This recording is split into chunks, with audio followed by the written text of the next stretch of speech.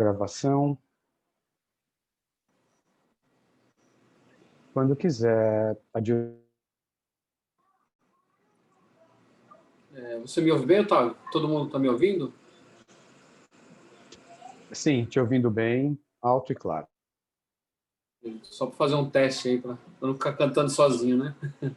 Boa noite para todos os irmãos. Vamos então iniciar o devocional com uma oração. Nosso Deus, nosso Pai querido e amado, nós somos gratos ao Senhor pelo teu cuidado todos os dias por nós. Agradecemos por essa noite, pelo dia que passou e o Senhor esteve ao nosso lado. E agora também o Senhor está. Obrigado, Senhor, pelas bênçãos recebidas nos dias de hoje, no dia de hoje, pelas boas notícias de hoje, porque o Senhor tem sustentado a cada um, Senhor, ouvido as nossas súplicas, mesmo que as nossas palavras são imperfeitas e são levadas pelo Espírito Santo ao Senhor. Nós agradecemos porque o Senhor nos ouve, Senhor, porque o Senhor cuida de nós, porque o Senhor responde às nossas orações, ó Pai. E responde conforme a tua vontade, Pai, que é o melhor para nós. Agora, neste momento, Senhor, nós queremos louvar ao Senhor, queremos pedir ao Senhor e rogar que nos dê, Senhor, as palavras, que as palavras do Senhor, elas possam, Senhor, ser edificantes a nós, que nós possamos viver essas palavras que vamos ouvir, Senhor, que é baseada na palavra do Senhor, nos teus ensinamentos. Obrigado, Deus, por cada irmão aqui, por cada irmão também que não está presente nessa reunião, mas sabemos que o Senhor cuida de todos, por isso nós pedimos que guarde e abençoe os nossos irmãos enfermos, nossos irmãos que estão em recuperação, e pedimos que o Senhor nos ajude, a Deus, a estarmos sempre confiando no Senhor, acreditando e com a nossa fé firmada em Ti, ó Senhor. Em nome de Jesus, nosso Senhor, nosso Salvador, é que nós oramos. Agradecemos e damos glórias ao Senhor. Amém.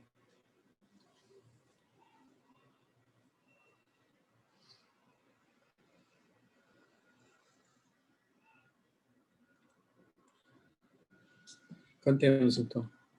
Santo Espírito, enche a minha vida, pois com Cristo eu quero brilhar. Santo Espírito, enche a minha vida, usa minhas almas a salvar.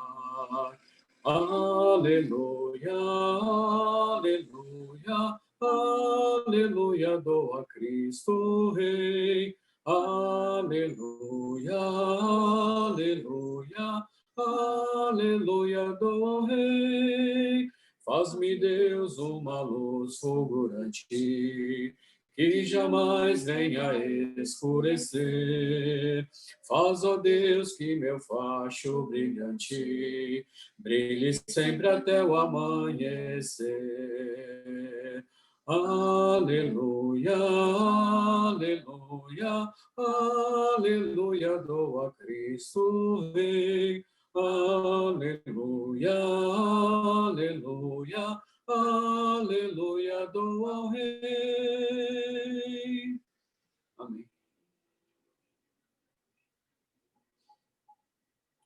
As palavras da minha boca e o meditar do meu coração sejam gratos diante de ti, ó Senhor. As palavras da minha boca e o meditar do meu coração sejam gratos diante de ti, ó Senhor. Ó Senhor, ó Senhor. Ó Senhor, ó Senhor, as palavras da minha boca e o meditar do meu coração sejam gratos diante de ti, ó Senhor.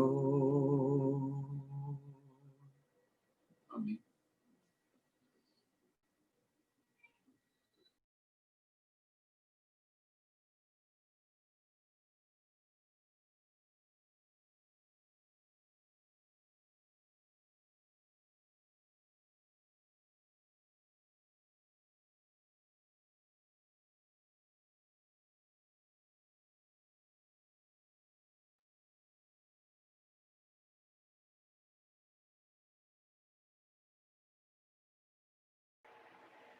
Olá, queridos irmãos, que bom estar podendo... Só um minuto, compartilhei a tela errada, desculpem. Deixa eu ver. Agora sim. passar esse devocional. Não. Olá, queridos irmãos, que bom estar podendo passar esse devocional, essa aula. Eu queria começar com uma oração, depois nós vamos então meditar um pouquinho num texto da Bíblia. Então vamos orar. Pai amado, Pai bendito, obrigado, Pai, por mais um dia, pelas suas bênçãos, pelas dificuldades, Pai, que aparecem, que nos ajudam a amadurecer, a crescer, a ganhar mais experiência. E também ajudar as outras pessoas, Pai, que às vezes passam pelos mesmos problemas e como a gente já sofreu, já passou, a gente consegue ajudá-las a encarar, Pai. Abençoe, Pai, esse devocional, Pai, essa aula vamos ter, que através dessa aula possamos estar sendo edificados e fortalecidos no Senhor, Pai. Obrigado por tudo, obrigado pela sua oportunidade. Em nome de Jesus, quero, peço e agradeço. Amém. Então eu lembro que no começo da pandemia, quando começou, muita gente começou a ficar muito preocupada em relação à volta de Jesus, o fim do mundo. Muita gente começou a citar muitas profecias da Bíblia, especialmente quando falavam sobre doenças, pragas. E muita gente ficou muito preocupada, né? Muita gente começou a repensar, refletir sobre a vida. E uma coisa interessante que eu percebi é que sempre quando alguma coisa acontece, quando tem algum evento assim estranho, as pessoas parecem que ficam ali bem atentas, elas começam a se questionar, a se perguntar, começam a buscar mais a Deus, começam a fazer mais as coisas certas. E eu acho que isso não é de hoje. Desde muito tempo a gente vê isso. Uma coisa que os fariseus e os judeus costumavam muito perguntar para Jesus é sobre algum sinal para indicar que ele era mesmo Messias. Então Jesus fazia várias coisas, fazia várias curas, falava muitas coisas que tinha a ver com o Messias prometido. A vida dele foi um cumprimento das profecias lá do Velho Testamento, mas o povo precisava ver algum sinal, alguma coisa, para eles poderiam realmente ter certeza. E muita gente hoje está esperando isso, alguns sinais, né? Alguns eventos, e depois qualquer coisa que acontece ficam remexendo na Bíblia, procurando alguma profecia, alguma coisa. Então hoje eu queria pegar um texto que fala muito sobre isso. Tem muitas coisas sobre esses sinais estranhos que acontecem. E é um texto que foi muito falado, né, no começo dessa pandemia. Né? É Mateus 24, é o paralelo dele lá em Marcos 13, Lucas 21. Então são textos que falam, né, o famoso sermão profético de Jesus. Né? Eu queria só ler o versículo capítulo 24,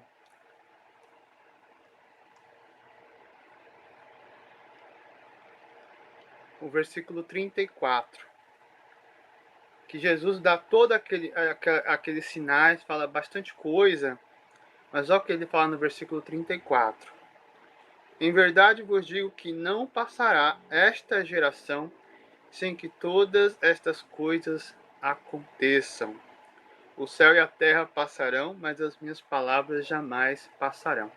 Então, quando a gente começa a ler desde o capítulo 24, versículo 1, até chegar aqui no versículo 33, então tudo que Jesus está falando, ele fala no versículo 34 que ia acontecer naquela geração. Então aquela profecia era algo referente a uma coisa que ia acontecer naquela época. E o mais provável, entendendo o contexto, é que Jesus estava falando da queda de Jerusalém, que foi no ano 70 depois de Cristo. Então todos aqueles sinais que ele cita, guerras, fome, pestes, ele se refere então a queda de Jerusalém. E o alerta que ele dá para os discípulos é quando eles virem tudo isso acontecendo, era para eles fugirem. Né? Era para eles fugirem. No versículo 15, ele fala: portanto, quando virdes que a abominação da desolação, de que falou o profeta Daniel, está no lugar santo, quem lhe entenda, então se estiverem na Judéia, fujam para os montes. Quem estiver sobre o telhado, não desça a tirar coisa alguma da sua casa. Quem estiver no campo, não volte atrás a buscar suas vestes. Mas há das que estiverem grávidas e das que amamentarem naqueles dias, orai para que a vossa fuga não aconteça no inverno nem no sábado, pois haverá grande aflição como nunca houve, desde o princípio do mundo até. Então, todas essas referências que Jesus cita era referente àquela época, à geografia, às condições. Né? Por exemplo, a Judéia. Quem está na Judéia, fuja para os montes. Quem estiver no telhado, não deixe para pegar suas coisas. Então, tudo isso faz sentido num contexto, está falando de fuga. E na volta de Jesus não vai ter fuga. Não vai nem ter como ter fuga. Então, tudo isso que Jesus está falando aqui ia ser algo referente àquele momento. Mas quando Jesus chega no versículo 36, aí ele dá uma mudada de assunto. Porque depois ele vai falar: porém, a respeito daquele dia e hora, ninguém sabe, nem os anjos do céu, nem o Filho, mas unicamente o Pai. Então, aqui Jesus dá uma mudada de assunto. Agora ele não vai falar mais daqueles dias, ele vai falar daquele dia e daquela hora. Né?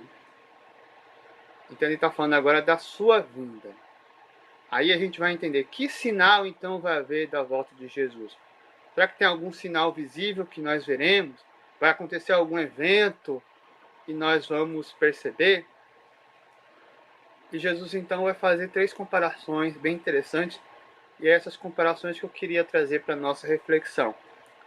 Então vamos fazer a leitura a partir do versículo 36 até o versículo 44. Então acompanhe comigo. Porém, a respeito daquele dia e hora, ninguém sabe, nem os anjos do céu, nem o Filho, mas unicamente o Pai. Como foi nos dias de Noé, assim será também a vinda do Filho do Homem. Pois assim como nos dias de Noé, anteriores ao dilúvio, comiam, bebiam, casavam e davam-se em casamento, até o dia em que Noé entrou na arca. E não o perceberam, até que veio o dilúvio e os levou a todos. Assim será também a vinda do Filho do Homem. Então, estando 2 no campo, será levado um e deixado o outro. Estando 2 moendo no moinho, será levada uma e deixada a outra. Portanto, vigiai, porque não sabeis a que hora há de vir o vosso Senhor. Mas considerai isto: se o pai de família soubesse a que hora viria o ladrão, vigiaria e não deixaria que sua casa fosse arrombada. Por isso, estáis vós também apercebidos, porque o Filho do Homem há de vir a hora em que não penseis. Então, Jesus, ele não dá nenhum sinal específico da sua vinda, mas ele dá alguns alertas, assim como ele deu para os seus discípulos a respeito de Jerusalém. Então, ele vai usar 3 ilustrações aqui bem interessantes. A primeira, ele vai dizer que a sua vinda vai ser como nos dias de Noé. A gente volta lá para a história de Noé, lá em Gênesis 6, quando Deus anuncia o dilúvio e manda Noé construir uma arca. E Deus fala então que naquele tempo de Noé, as pessoas não estavam preocupadas com o dilúvio. Elas estavam vendo Noé construindo a arca, mas talvez se questionando por que ele está construindo. Ele fala que estavam vivendo a vida deles normalmente. O versículo 38 fala: nos dias anteriores ao dilúvio, eles comiam, bebiam, casavam-se e davam casamento. Então, era a rotina deles, estava lá, a correria que eles tinham, igual a gente hoje. Então tem muita gente que não está preocupada com o que vai acontecer lá para frente, lá no futuro, se Jesus vai vir ou não. Eles estão seguindo a rotina deles, estão seguindo a correria deles. Então estão comendo, bebendo, casando, dando-se em casamento, estão fazendo o normal. Até que Noé entrou na arca. E chegou o dilúvio. E ninguém percebeu. Porque estavam muito distraídos com a sua correria, com os seus compromissos, com as suas coisas, e não perceberam. E foram levados pelo dilúvio. Então, na primeira ilustração, Jesus coloca o cuidado para a gente não deixar as coisas do mundo nos distrair e a gente deixar de se preocupar com a vinda dele. Então, não é ficar preocupado quando, ou ficar preocupado que sinal haverá, é ficar preocupado se vamos ser salvos ou não. Quem foi salvo foi Noé, que obedeceu a Deus, ouviu a Deus e preparou a sua salvação. Fez a arca conforme Deus ordenou. Enquanto os outros estavam nem aí se ia chover, se não ia chover, se ia cair um dilúvio ou se não ia cair um dilúvio. Estavam mais preocupados com as suas vidas, com o seu trabalho, com os seus compromissos. E eles foram levados pelo dilúvio. O segundo exemplo que ele dá sobre o trabalho. Então as pessoas vão estar fazendo o que tem que fazer. Então não vai acontecer algum evento estrondoso, as pessoas vão lá para o monte esperar porque Jesus vai voltar. Não. Ele fala em versículos 40 e 41. Então estarão dois no campo. Um será levado e deixado o outro. Estando duas moedas no moinho, será levada uma e deixada a outra. Então, essa referência ao campo é que eles estariam trabalhando, estariam fazendo as plantações, o que tem que fazer, e, num certo momento, um seria salvo, o outro não. Então, duas mulheres estariam moendo no moinho, uma seria salva, a outra não. Então, essa ilustração indica que a salvação é individual. Um vai ser salvo, o outro não. Mas que não vai haver nada de excepcional acontecendo. Eles vão estar trabalhando, eles vão estar fazendo as suas coisas. Aqueles que já estão com a sua salvação garantida, eles vão ficar tranquilos. Quando acontecer, eles vão ser salvos. E aqueles que não se preocuparam, não correram atrás, não obedeceram, e estão muito preocupados com a sua rotina, eles vão ser deixados. Ele fala, versículo 42, Portanto, vigiai, porque não sabeis a que hora há de vir o vosso Senhor. Então é interessante, por que Jesus não dá um sinal? Por que Jesus não fala uma data? Porque ele quer que a gente vigie. Ele não quer que a gente fique esperando alguma coisa para começar a mudar. Ele não quer que a gente fique esperando uma data, porque quando chegar perto ali, aí eu começo a me preparar. Ele quer que se prepare agora. Então, desde que Jesus subiu ao céu, desde que Jesus morreu naquela cruz, o fim está cada dia mais perto. Então, é hora de eu realmente buscar fazer o meu melhor, buscar fazer a vontade de Deus, para que eu seja salvo. Eu não seja pego de surpresa. E a última ilustração que ele fala, no versículo 43, ele fala: mas considerai isto, se o pai de família soubesse a que hora viria o ladrão, vigiaria e não deixaria que sua casa fosse arrombada. Por isso, estáis vós também apercebidos, porque o Filho do Homem há de vir a hora em que não penseis. Agora Jesus compara a sua vinda como um ladrão. A gente nunca sabe a que horas que vai vir um ladrão, mas a gente deixa sempre o portão da nossa casa fechado. A gente não sabe a que horas que vai vir um ladrão, mas a gente não deixa as coisas à vista. Então eu não preciso saber a que hora vem um ladrão para mim me guardar. Para mim guardar a minha casa, para mim ter as minhas coisas sob proteção. Porque a qualquer hora o ladrão pode vir. A gente pode usar também esse mesma ilustração com os problemas. A gente tem que ficar preparando para quando os problemas vierem a gente conseguir resolver, não ser pego de surpresa. Então Jesus usa essa ilustração dizendo: o pai de família, ele não sabe a que horas que vem o ladrão, Mas se ele soubesse, ele não deixaria sua casa ser arrombada. Mas ele não sabe. Então o que ele vai fazer? Ele já vai se preparar de antemão. Ele não vai deixar a porta aberta. Ele não vai deixar as coisas à mostra. Ele vai cuidar da segurança dele e da sua família. É a mesma coisa para a gente. Eu não sei a que horas que Jesus vai voltar. Mas não é por causa disso que eu vou deixar tudo à vontade. Eu vou cuidar para que quando ele vier eu possa estar seguro. Eu possa estar salvo. Versículo 44, ele explica bem essa ilustração. Ele fala: por isso, estáis vós também apercebidos, porque o Filho do Homem há de vir a hora em que não penseis. Então, irmãos, que nós possamos vigiar, orar, estar preparados e não nos preocuparmos com sinais, não nos preocuparmos com eventos, não nos preocuparmos com as catástrofes, porque tudo isso vai acontecer. Desde que mundo é mundo, há sempre alguma doença, há sempre guerra, há sempre morte. Isso não são sinais da vinda de Cristo. Agora, o que deixa bem claro é que um dia ele vai voltar.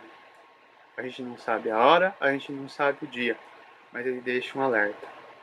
Se prepare, vigie. Seja como Noé, que não se distraiu com a correria e a rotina do dia a dia. Quando Deus mandou ele construir a arca, ele se dedicou totalmente ao que Deus ordenou. Que possamos realmente não fazer como aquele povo na época de Noé. Não possamos nos distrair e ficar aguardando, e ficar esperando um sinal do céu para a gente começar a se organizar.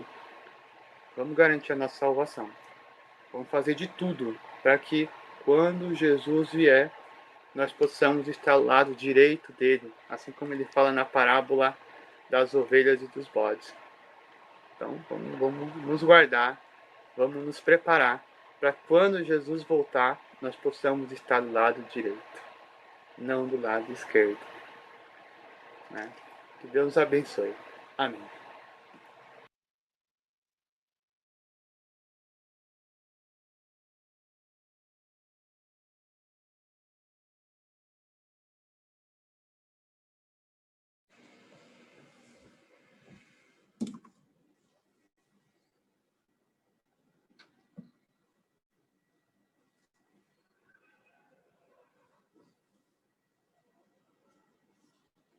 Cantemos.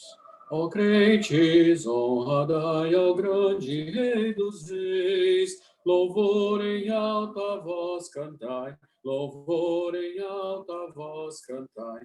Guardai as santas leis, guardai as santas leis.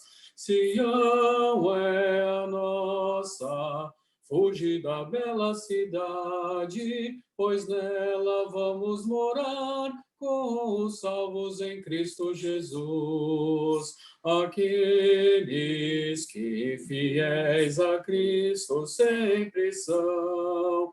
Prazer, delícia sem rivais, prazer, delícia sem rivais. Ali depois terão.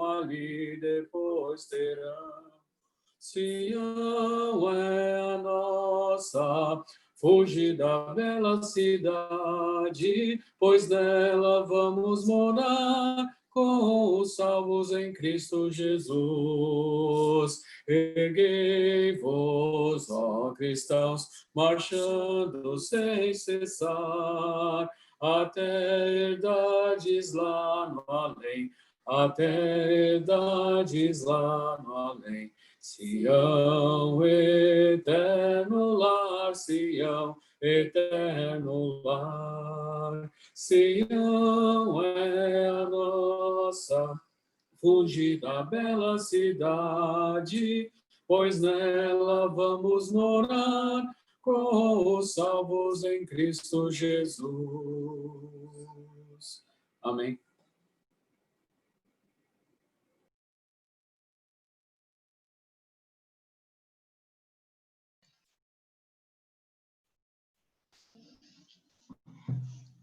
Aberto já, Daniel.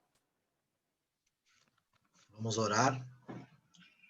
Antes da oração, gostaria de lembrar os irmãos que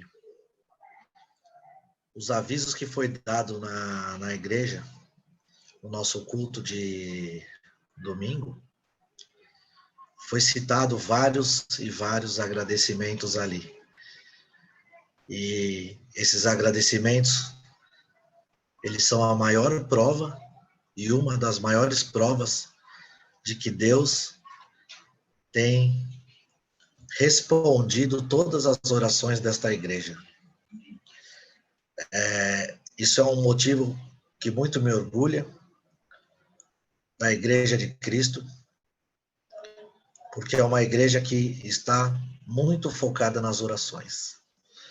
Uma igreja que tem se reunido para orar, reunido irmãos, reunido reuniões online, por telefone. Os irmãos têm se engajado muito nisso. Isso é um motivo de muito orgulho para nós.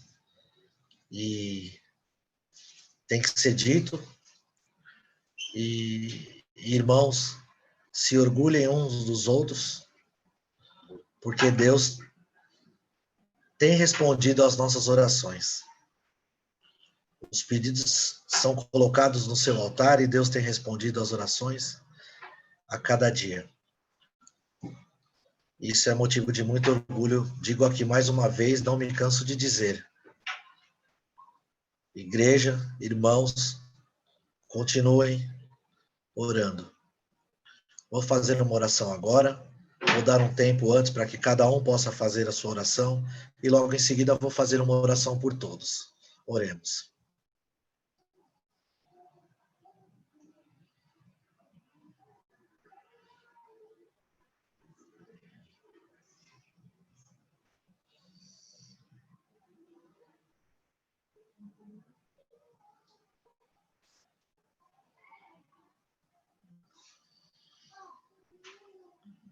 Pai amado, Deus soberano, obrigado, ó Pai, por ouvir o nosso clamor, ó Pai. Senhor, humildemente, ó Pai, estamos na Tua presença, Senhor, e declaramos que não somos nada sem Ti, Senhor, e nada seremos, ó Pai. Deus, através dessa oração, ó Pai,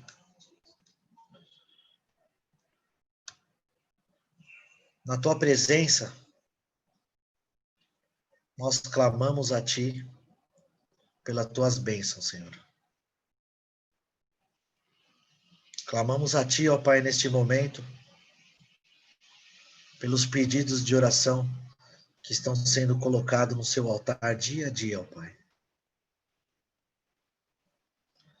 Senhor, como é bom, ó Pai, ter a confiança no Senhor. Como é bom, ó Pai, ter a certeza da Tua resposta, ó Pai. Como é bom, ó Pai, saber que a Tua igreja, Senhor, está com os corações, com os pensamentos voltados para Ti, Senhor. Orando por pessoas, ó Pai, que mal conhecem, Senhor. Pai, a Tua igreja tem orado, Senhor, por pessoas que estão no leito de hospitais, que os irmãos mal conhecem quem são. A Tua igreja, ó Pai, tem orado, Senhor, pelos governantes. A Tua igreja ora, Senhor, pelos seus presbíteros. Clamamos para que o Senhor coloque-os, ó Pai, no seu altar, Senhor. Pai, obrigado por cuidar da Tua igreja, Senhor.